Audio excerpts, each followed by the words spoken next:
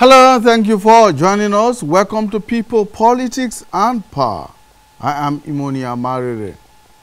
Now, since the first report of the slave trade in Libya broke, the international community has been upbeat about the migrant problem across Africa.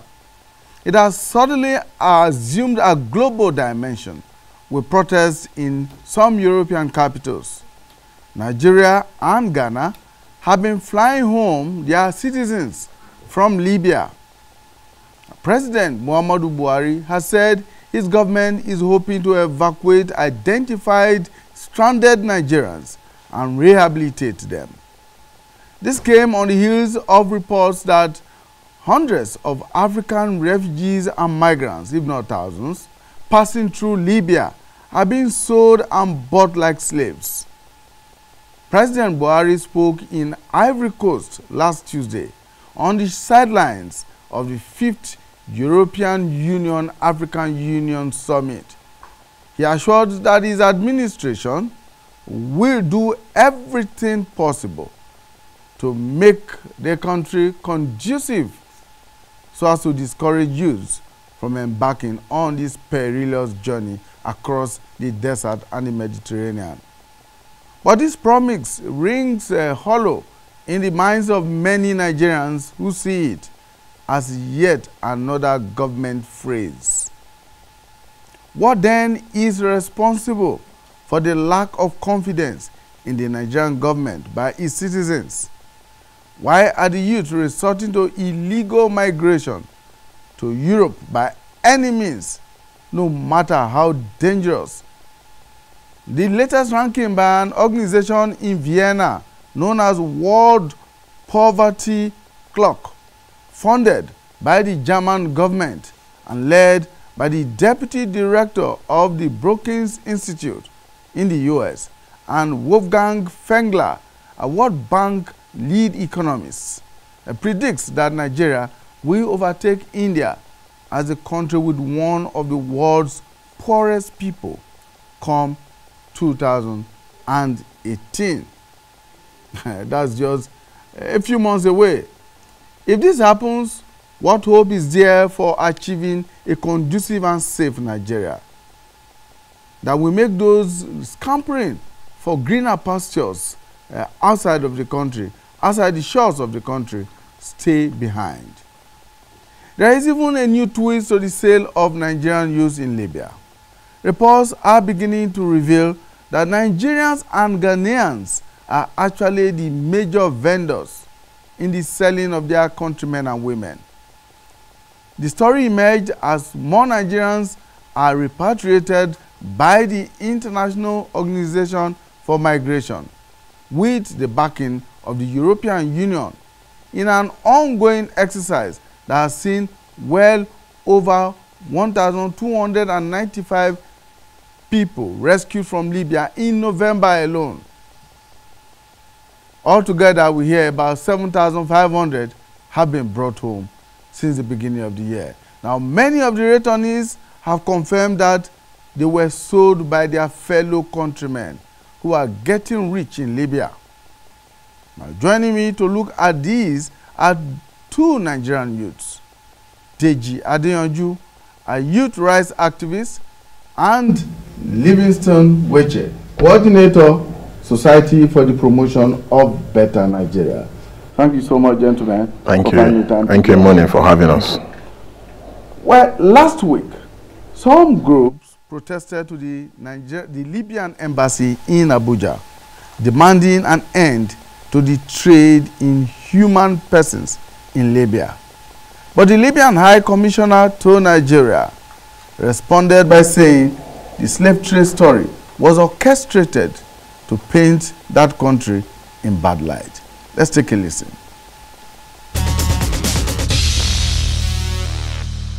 You go to the market and you can pay between $200 and $500 to get a migrant that will work with you on your daily jobs or support your work. After you buy, this person is handed over to you. Again, then it becomes your responsibility. Many of them escape, many of them are kept in bondage. When this footage showing African migrants and refugees being sold off at an auction in Libya surfaced, it sparked global outrage. What's the from? Nigeria, Gambia. It shows youth from Nigeria, Mali, and other sub-Saharan countries being sold to buyers for about $400 in what can best be described as modern-day slavery. Back in Nigeria, the outrage continued as these protesters stormed the Libyan embassy to register their displeasure. There needs to be that commitment on the part of the Libyan people, because the world is watching. All of this is going on because of the grandiose, obnoxious impunity of corruption in this country. When we don't have a good the medical sector, when we don't have a good educational sector, when we don't have nothing, we can't even have light, we don't have water. Where do we run to? Where does these young people, where would they run to? Everybody in the world is aware of this issue. What happened? Why were all these Nigerians caught up in it? Okay, we know Nigerians will go scour the earth to make money. And I was saying, why don't we build a paradise here? You don't even have to go there. What are you escaping from? And it seems like the people who want to do good on this planet, somehow something negative happens to them. He was trying to build up the African Union. If he invested into 42 out of 53, 54 countries at the time in the continent, if he made sure all of his citizens got a royalty from the oil, if he gave free education, free health care, and $50,000 US equivalent to start your life, who's the rebel? That's what everyone should be asking that. Who's against that? Government of National Accord wonders at the fierce and blind campaigning that were carried by international media and participation of some political officials of friendly countries who should be aware of immigrant situation. And well, that was the Libyan ambassador to Nigeria responding to the demands that were made by Nigerians. Some Nigerians who demonstrated to the Libyan embassy demanding that the Libyan government, if there is one, should actually take the necessary steps to avoid and, if necessary, cut short this ugly trend of selling humans as slaves in an open market in Libya. Well, we have also been hearing from some young Nigerians who were, should I say, fortunate enough now to be rescued from Libya and brought back home, tell their own stories of how they fared while they were in Libya in their efforts to cross the Mediterranean to Europe. Many go because of their friends, many go because of money, but the road is very dangerous. Most of the desert, the road is very dangerous, so I prefer them to stay back. Even they have been beating us, and I'm pregnant. I don't know that I'm pregnant before I left Nigeria. The policemen burst my house and they took all of us away to the prison. But the people that have paper, they carry all of us away to the station. They said that they doesn't need blacks in their country. Well, my aim is not either going through desert. My intention is to move with their flights, but due to some certain things, the connection and the other things, so I was deceived. They asked me to follow through desert. I will never leave my country. I will never. Nothing will make me leave my country again. Nothing. The Nigeria of our dream, the Nigeria we need, is the united, indissoluble and cohesive Nigeria which guarantees equity, fairness, justice and prosperity for its citizens. That is our focus on people, politics and power. It is fresh, insightful, impactful. It's a must watch. People Politics and Power on AIT. Join us to build bridges of unity. There you have it, some Nigerians who have tasted the bitter pill of going through the desert, through Libya, and hoping to cross the Mediterranean into Europe. Well, the question is that why would they keep going? Because we have stories of people who have been trafficked and re-trafficked and re-trafficked again. People who have been sold as slaves more than once, yet they keep going back. So, where is the attraction in all of this? And what is it that we are doing right or wrong back home in Nigeria that our young people, and even some of them not so young, will want to follow this perilous path to so-called greener pastures in Europe? Well, very much with me in the studio is Deji Adeyanju and, of course, Livingstone Weche. Gentlemen, thank you for joining us. Thank you. Well, you agree with me that this problem is multifaceted. Yes, indeed. It has the problem or the challenge from the country of origin, the transit country, yes, in this case, which is Libya, yes, and then the country of destination. These are three key networks that are involved in all of this, and we are beginning to hear that our own citizens of Nigerians and Ghanaians are actually involved in procuring these people back home or deceiving them from here, and they may be without knowledge, without information, follow the drift. Well, I think it's a most unfortunate development. Hearing from the angle of Nigerians being involved, I particularly got to know about this watching a special report on one of your international sister stations. And you could just see people negotiating prices for human beings, like they've gone to buy goat for Christmas or Salah. And you see human beings packaged like products and transferred from what you can call ranches. I call it human ranches. And the very undignifying environment in which they found themselves.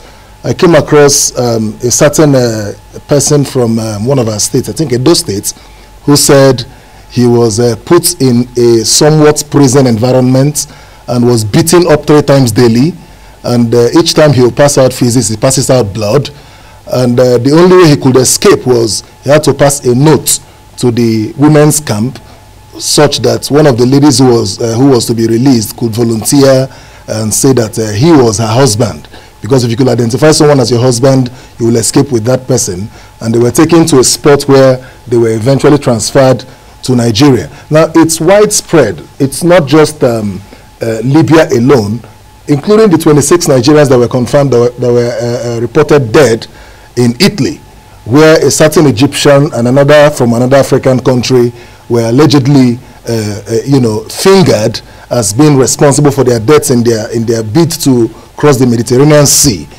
We'll be looking at various factors that are responsible. We'll get to that, but I must say that it's very shameful that Africa by itself, or Africans by themselves, will go back to that dark age where the Europeans bought us and sold us as slaves.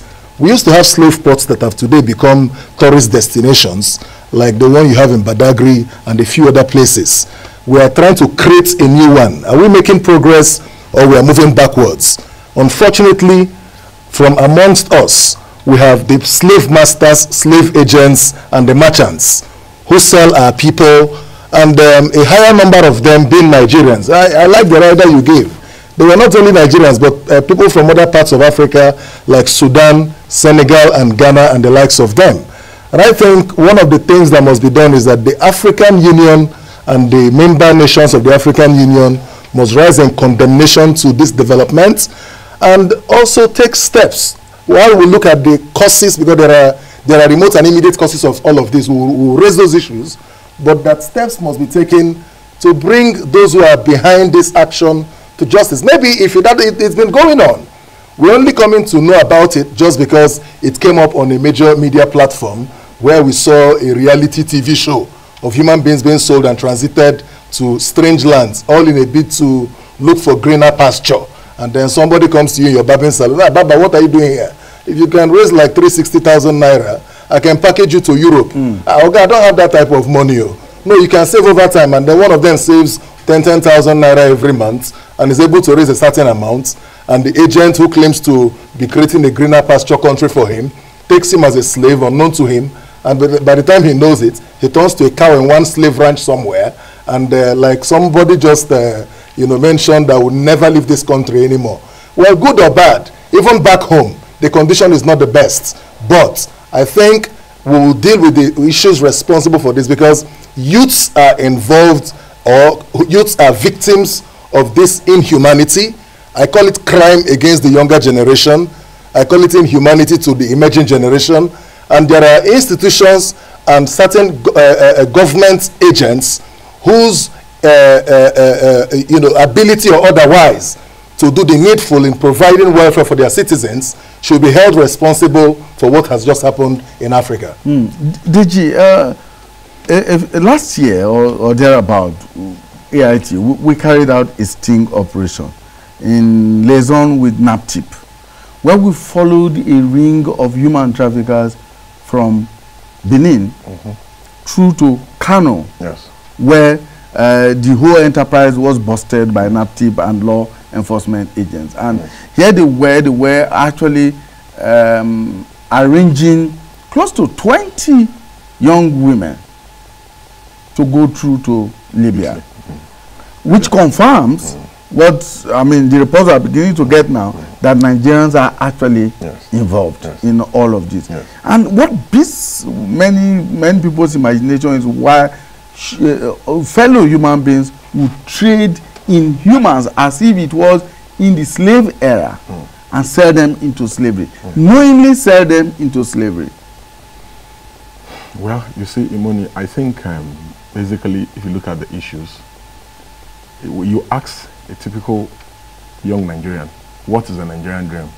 He tells you the Nigerian dream is for him to travel abroad so that he can send money back home, so that his mother can build a house for him here, and he can send some cars back here, after he works, and all that. You never hear them say, the Nigerian dream for me is so that, I want to be the next Zuckerberg, I want to create a mobile app for Nigeria, I want to do this for the country. They don't believe in the country. Because look at since when this news broke, 3 weeks, do you see the Senate or anybody? In an ideal nation, there will have been an emergency. Even if the Senate was on recess, you will have seen that they will have called for an emergency, they will have called off the break, a session will have, you will have seen, even the president, do you see any urgency? Do you see his word? Do you see that he's worried? He spoke after 5 days, after we had been talking, we had said we were going to do a rally. He reluctantly spoke when he went to the African AU summit. You do not see any urgency. When you ask yourself, what is the value of the Nigerian life? No value. You can say that the leaders don't give a damn. They don't place any value or any premium on the Nigerian life. So you can't really blame the citizens. They do not see any hope. They do not see any attempt at trying to salvage the nation. When this government came into power, there was so much hope. After the Mandela thing, because Mandela, I think in Africa, Mandela had, the fora of Mandela's victory, was the highest in Africa that we've ever seen in recent time. After the Mandela thing, Buhari was the next. There was so much hope all over the country. Even those who lost election felt that, okay, since this man had come, anyway, he's going to repair the country. So they consoled themselves with the fact that, yes, they had lost the election, but that this man was coming to fix things. But, the situation has gotten worse. Hunger and poverty is on the increase. People are losing jobs. So you're talking about today, we protested on Thursday, at the Libya embassy, because we felt that how can fellow countrymen and women be subjected to those kind of acts in Libya? But there are Nigerians who are here, who are also in chains here, financially, economical chains. What is ironical is that it's not only that people are taking unimaginable risk to cross the desert and the Mediterranean Sea. People are even willing to ride on camels back to the desert, and many die on the way. People pay as much as 1,000 naira for the, to go on the boats to cross to Italy. $1,000, you mean? Yes. And that money, when they pay, it is not guaranteed that they will not be thrown off, into the sea. It's not guaranteed that they will cross. It's not they risk that. That's just, we're just talking about the ship, not the other various steps. So, but because the reality is different from what they paint to them. So by the time they get there and they see that this is hell, the whole struggle is, how do I even escape from the detention center? Because what usually happens is that most of the water guards, they now report to the International Migrant Commission, who now identify whether there are 7 Nigerians, 20 Nigerians, 200 Nigerians, who now report to each of the embassies. For instance, we had a rally today in front of the Ministry of Foreign Affairs, and the Nigerian ambassador in Libya was brought back to come and explain some things to us at that sit-out today at the embassy. And what he was saying is that every week they bring back 250 Nigerians from Libya, that they've been doing this for weeks now. And every week 250 Nigerians. And they say they have over 2,700 Nigerians in detention camps that are waiting to be evacuated. The challenge now is this: why are they bringing 250 per week? Because they do not have planes that can bring all at once. And even the plane that they're using to bring people back is provided by the International Migration Commission. You understand? It's not a Nigerian plane. Why is the government not supporting the Ministry of Foreign Affairs? Why is there no urgent step? Because what does it take to bring the 2,700 people? Now, if they bring some 250 people are coming on tomorrow. If they bring those people tomorrow, it will be left with around 2,500 and something. So why can't we just be serious as a government and as a people and provide a plane to bring everybody? And again, the people that are in those detention camps are the people that have been identified by the authorities. As Nigerians. There are other people in slave camps. We're not even talking about those people. Unknown slave camps. Yes, the people, the 2,700 are the people that, because Nigeria is working, the mission in Tripoli is working with some of the Libyan authorities. So when they discover that Nigerians are trying to cross and there's problem, they report them. So they now take them, arrest them, take them to prison. Then Nigeria will go and take them, get them from there and separate them to where Nigeria, the mission has provided in Tripoli. Then it is from there that they are now holding her. Again, when many of these Nigerians, because the desperation to travel, they throw away their passports, they throw away everything, so that they are not even identified to be brought back. Now, what the Nigerian High Commission there, what they've explained to us today is that they now provide a temporary travel document for them to enable them to repatriate them and bring them back home.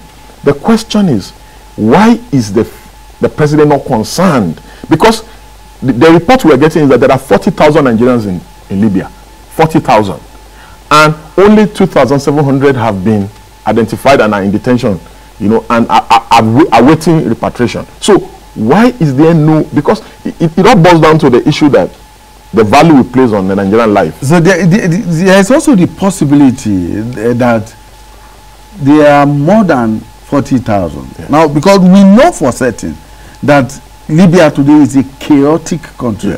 In fact, you cannot call it a country anymore. Since after Gaddafi, that country has fallen apart. Almost every street has its own militia, its own government. So you are dealing, the Nigerian mission is probably dealing with the authorities that they know. There are others that they do not know. I agree with you, I agree with you completely, because even internet is a problem in Libya. Sometimes the internet goes off, communication is a problem. So we understand all the challenges that the mission in Libya may be passing through. In fact, the ambassador today tried to explain that they are going through a lot. That almost on a weekly basis they visit these camps, and every time they get new information they also go to visit. We acknowledge that the problem is not as a result of this government. This government did not create this problem. This problem has always been there. The problem of people trying to live for greener pastures, people trying to go abroad at all means, people trying to get a better life, and because the country is not conducive for them, so people will, even as we speak, even in the face of the revelations that people are being sold as slaves, it will shock you. You will be shocked to know that people even this week have gone to Libya, have left for Libya from this country. You understand? So what do we do to prevent this ugly trend? What do we do so that government, because government must not just be seen as trying to make efforts to correct some of these things, government must take the lead, because the people who are on ground and the people that have been brought back so far, because if 250 people are brought back every week, what they told us at Ministry of Foreign Affairs today is that immediately they are brought back, they are handed over, the Ministry of Foreign Affairs hand them over to NEMA.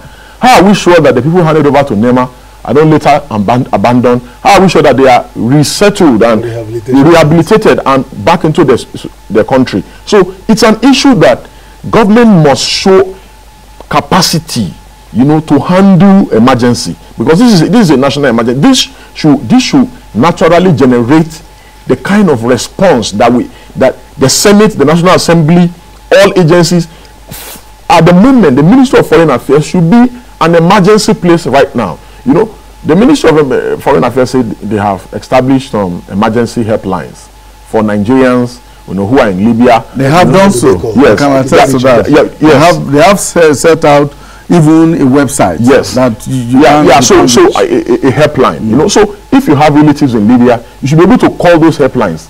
Give information about your relatives who are in the country, who you cannot reach.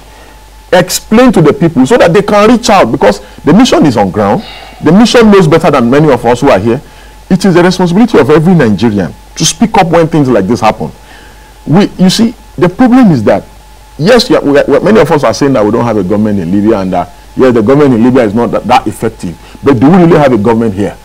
You know, is the government here effective? Why does the government here have to wait for us to hit the street before they begin to do things? Why did they have to wait for us to go to the Libyan embassy before they show that, oh, you know, we're trying to do something, we're doing that? So we need to have a situation where Nigerians here, the government does not need to praise itself that it's doing something. Nigerians here need to acknowledge, just like today, when our ambassador to Libya came to explain and acknowledge for a fact that, oh, there's actually an effort that's been made, but that the effort is not enough. And that why will Nigeria not put planes on ground to go to Libya?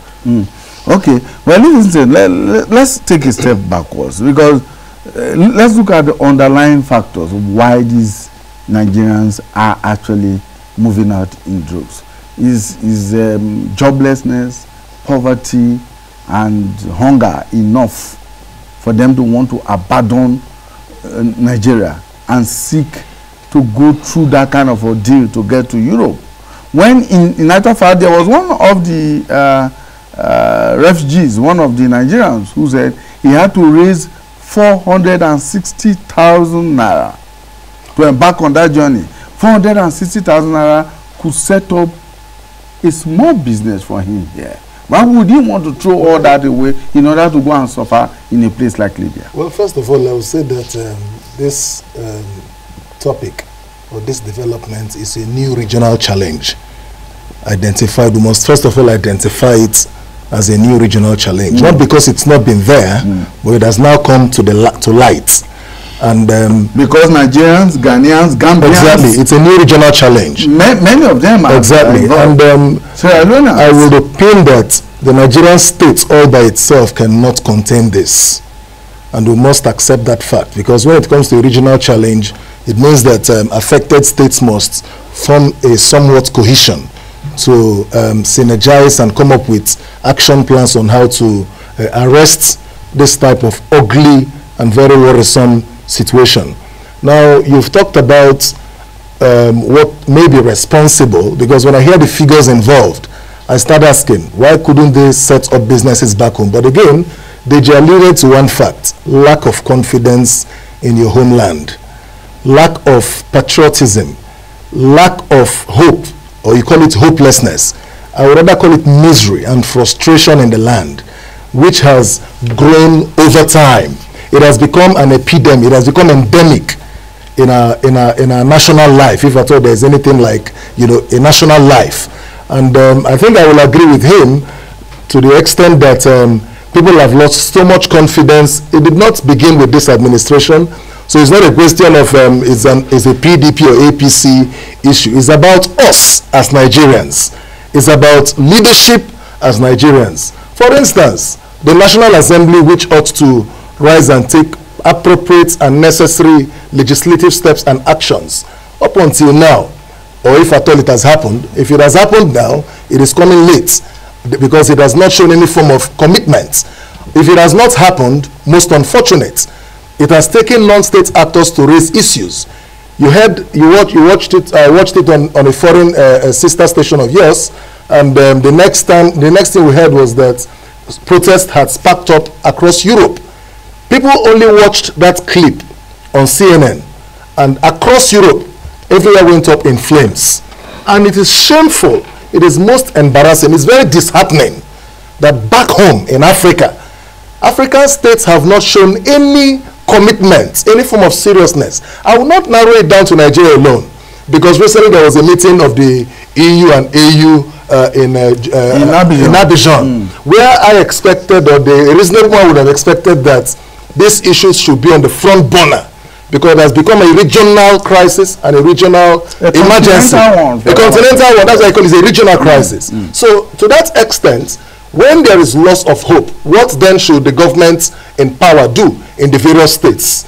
You must know why these people are losing hope in their home states, because you should have no cause to even travel out of this country anymore in your leadership capacity until you attend to some of these burning issues. Now, we say this as Nigerians because we are all stakeholders, because Iboni, you may never know if someone related to you has become a victim of all of this, because you've not been in touch with that person in a long while. And you know, when it comes to frustration, you can't tell the extent frustration can push an individual.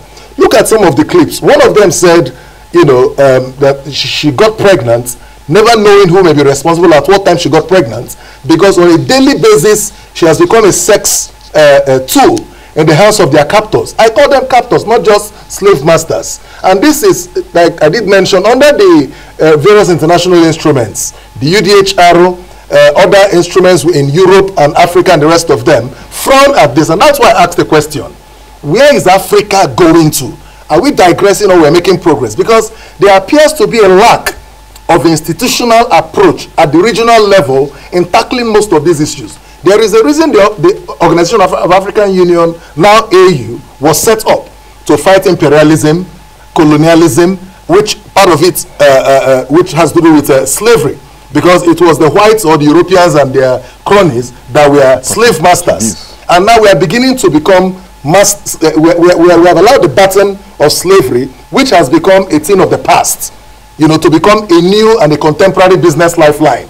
And what I expect the African Union at this point to do is to summon member states and come up with strong measures. But unfortunately, it will surprise you that the African Union we have as of today has no teeth to bite. We have an African Parliament that is not empowered to make any law. The Pan-African Parliament as of today is only mandated to carry out consultative and advisory role. The instrument creating the Pan-African Parliament has not empowered it to become a full legislative house where laws can be made and become enforceable in member states. Whereby, in this type of situation, maybe there will be an emergency session at the Pan-African parliamentary level, and measures will be adopted that member states will now begin to employ in checking some of these things. Because when you talk about border patrols and the various other routes of exit in these other states, arbitrariness will set in because nobody is checking these states. Assuming a state chooses to be arbitrary, at the continental level, there is no institution to check it. So I think part of what the government of the day should do is to now come back home and make Nigeria interesting, make Nigeria attractive to Nigerians. And how do you do that? Live up to your expectations. There are salient and fundamental, like Abraham Maslow says in his hierarchy of needs. The number one need of a human being is survival. Why can't we create an environment of survival? The governments of the day at various levels have the biggest chance now to prove themselves committed to the welfare and the good of Nigerians. Or else, we will have another dimension or a different twist of this matter. Mind you, the one we are experiencing now is the one we are aware of. What about the ones going underground? Because there are underground slave camps. There are underground slave camps across Africa. There are also the issues of the transit through the Sahara, where organs are said to be harvested on a minute by minute, hour by hour basis. We saw a documentary on that of what is happening in Egypt, in Algeria, in Morocco, of fellow Africans harvesting organs and selling to Europe. Who are the biggest victims? The youths. the youths are the biggest victims, and that's where it hurts the most. And I believe Deji here will agree with me that it may also be a systemic plan to kill the youth's dream, or the dream of youths in Africa. Africa is fast losing a generation, because when despondency sets in, beyond just the capturing, there is also the psychological trauma, and then the destruction of self-esteem. If the because you may not know how long it will take to when you talk about rehabilitation. How do you rehabilitate and restore a person's self-esteem, in whose mind has been implanted the feeling of inferiority, the feeling of indignity, the feeling of of dejection, denial, rejection, and nothing good ever coming from you, and then unworthiness and your loss of somebodyness. When you lose that, it's even beyond losing money, because by the time you lose your sense of somebodyness, you lose your self-worth. You become unuseful to society. So we must save the younger generation, the emerging generation, to the extent that we create an atmosphere that gives them hope and a sense of pride to make contributions to the development of our society. All right, Deji, before we move on to looking at the role Europe is playing in all of this, let's quickly inform our viewers. We did talk about emergency lines earlier on.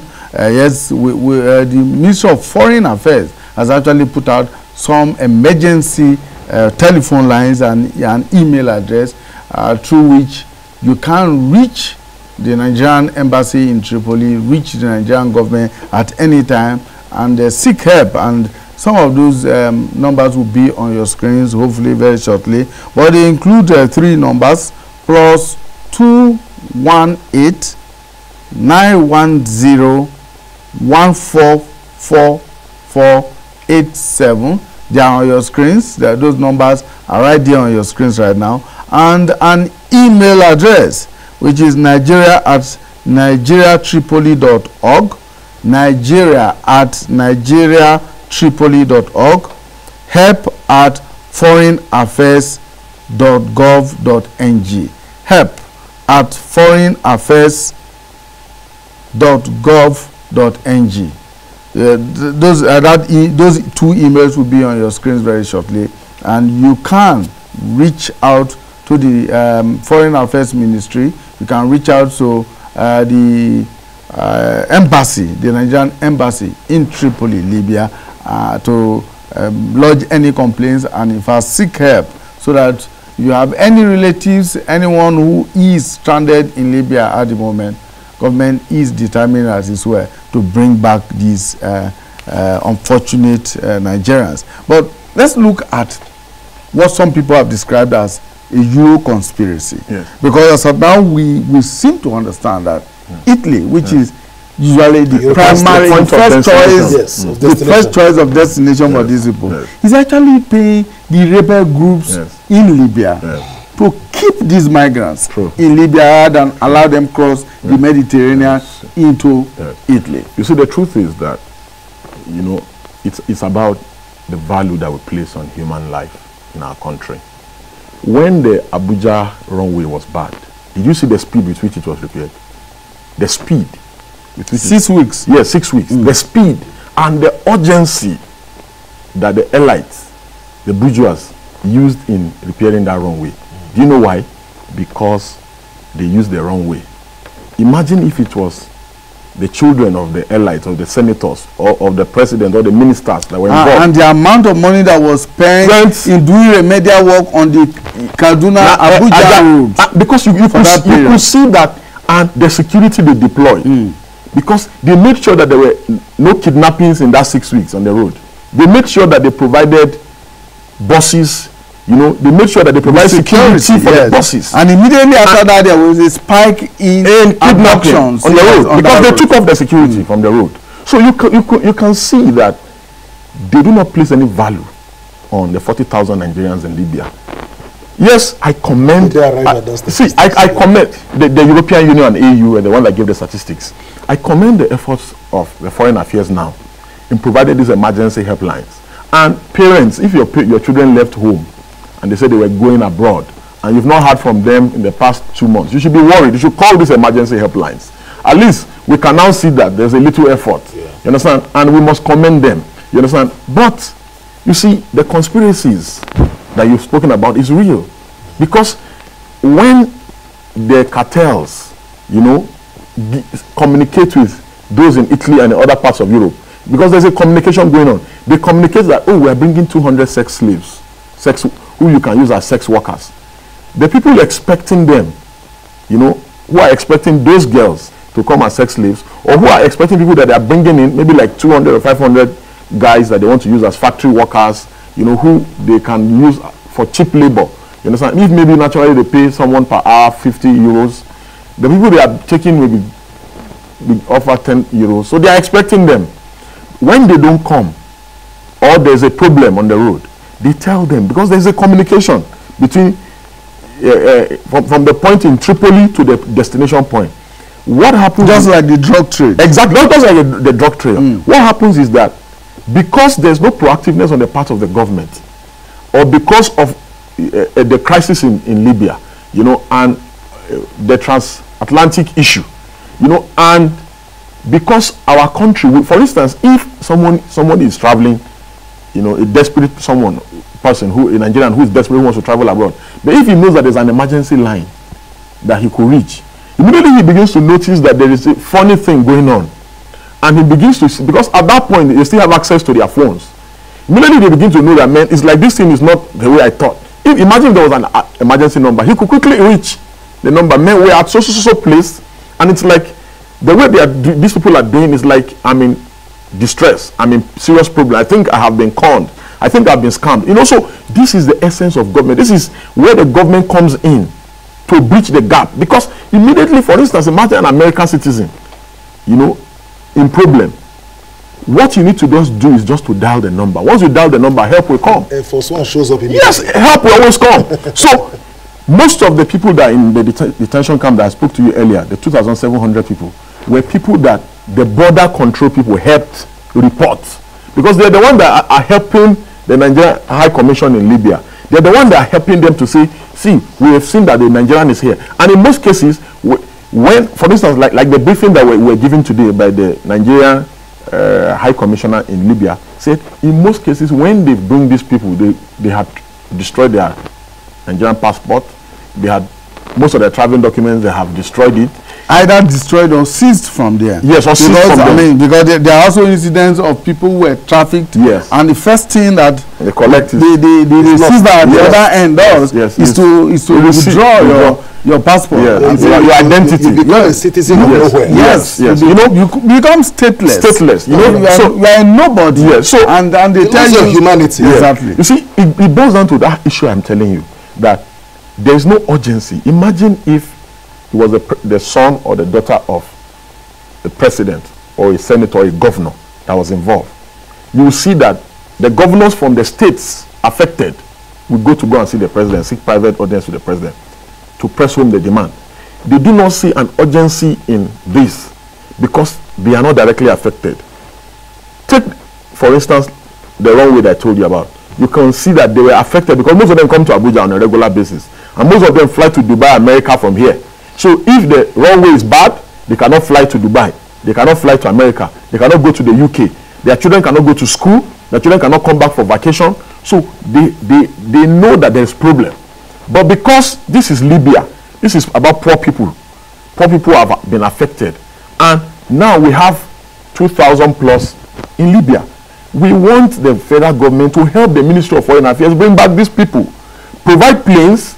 Again, like what many people have said, we have churches that can even help. There are places that churches that can help. That take citizens on pilgrimage. Yeah, on pilgrimage in thousands. Yes. In thousands. Why not release these aircraft? And we can hire these planes, and in a week they can bring everybody back. And you see, Imoni, the people at the Foreign Affairs, we have hundreds of staffs at Foreign Affairs. They are not doing anything in that ministry. This is the time for the minister to relocate people to Tripoli. Let us help bring back. Let us scout, because what's the essence of having people in air-conditioned offices when, in fact, there's serious emergency in Libya, in Tripoli? Because the staff in the embassy, in the Nigerian embassy in Tripoli, must be overstressed by now. You understand? So there's a need for us to have a situation where the minister will lead the ministry. All these organs in the Ministry of Foreign Affairs, they need to leave their comfort zone and go to Tripoli. We need to go and work and bring back our people. This is an emotional thing, and they should take it as a, because it seems many times it seems as if we have lost our humanity. Because if we are concerned that how can they sell people for $400? That's less than the price of an iPhone. If a Nigerian is being sold for $400, which is about 120-something thousand naira, and we do not see any outrage, we call for a protest. Only myself, a few members of Momu Don't Do, my organization, Ario, and few people, even Nigerians who are commentators on Facebook, did not turn up. You understand? It means that something is wrong somewhere. You understand? Because we can see that in Europe, look at the outrage. They are not directly affected, but look at the outrage. Here, particularly in France. Yes, here back home. Yeah. Here back home. Again, sorry to interject. Again, in addition to what you said as it concerns the conspiracy, I see the mutiness from Europe as a show of arrogance.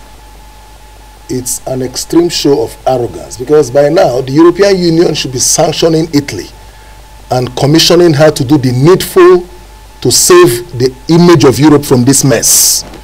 Because a European state that is a signatory to the Lisbon Treaty that governs Europe is in the map here in bad light, particularly on an issue that touches on crime against humanity.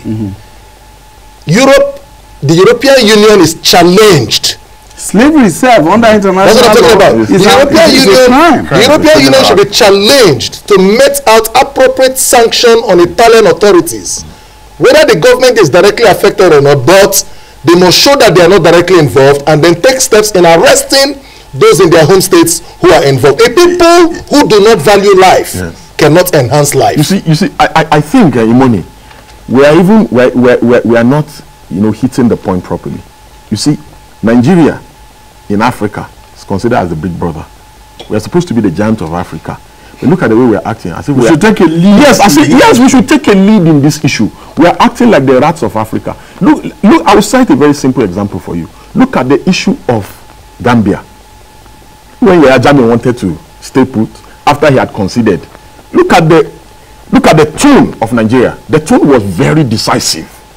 And took steps to save. Yes, we took steps to save that nation. To save that nation. We want to see a replication of that. Yes, we want to see a replication of that, and we want the agency saddled with the responsibility, foreign affairs and NEMA. The president must. It's just like what happened during Ebola. Look at what the president then did. An emergency Council of State meeting, an emergency. I think it has to do with saving life and property. Yes. Saving life and property. Yes. This is one of the items on protecting life and property. Okay, gentlemen, even as we are saying this, what about the UN itself? Because we have seen the UN Secretary General Guterres speak up only once on this issue. One will expect that as a global body that values human life, it should be more proactive. You know, when you talk about slave trade, it's as good as a world war. Because everything, that's why even a dead body has dignity. The way it treats the dead, questions can be raised as to its dignity. So if the living can be treated without dignity, now you begin to wonder what the dead will be going through in the hands of the living. Now, that's why we mentioned the European Union's approach on this matter. It also connects to the issue of conspiracy. Now you're talking about the UN. What steps have they taken? Now, the Nigerian state or the African region must not also wait for that long before they start taking appropriate steps to protect their own. The Nigerian state... The matter they should take to the Security Council. That's what I'm talking about. To the Security Council. The Nigerian state must take necessary steps to convince Nigerians again that their lives and properties matter to them. Because that's the mandate upon which they were brought into power. It is irrespective of partisan affiliation, primordial sentiments. This has to do with the lives of Nigerians. So the urge and the charge is that the Nigerian state, through its relevant institutions, should dispense itself as an emergency mechanism to save our citizens from this, because if you don't do that, the feeling that government is for the elites alone can never be taken away from amongst us. Okay. Well, you know, 60 seconds. Yes, so that we'll round up Imoni, as we round up in closing, you see, if we say that the things happening in Libya does not concern us, when it gets to a level, for instance, today, slave trading of Nigerians in Libya, Ghanaians, and we are treating it with kid gloves.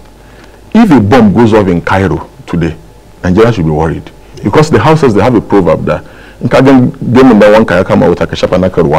see the beards of your neighbor has caught fire, you need to start applying yours water.